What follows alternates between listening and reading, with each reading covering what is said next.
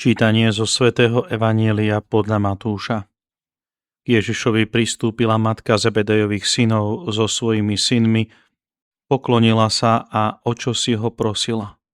On sa jej opýtal, čo chceš? Vravela mu, povedz, aby títo moji dvaja synovia sedeli v tvojom kráľovstve, jeden po tvojej pravici a druhý po ľavici.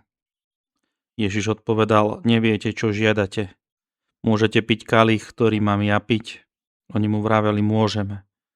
On im povedal, môj kalich budete piť, ale dať niekomu sedieť po mojej pravici alebo ľavici nepatrí mne.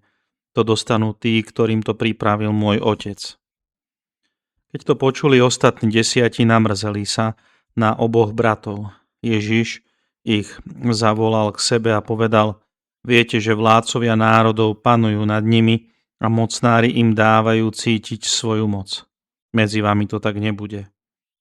Ale kto sa medzi vami bude chcieť stať veľkým, bude vašim služobníkom. A kto bude chcieť byť medzi vami prvý, bude vašim sluhom. Ako ani syn človeka neprišiel dať sa obsluhovať, ale slúžiť a položiť svoj život ako výkupné za mnohých. Počuli sme slovo Pánovo.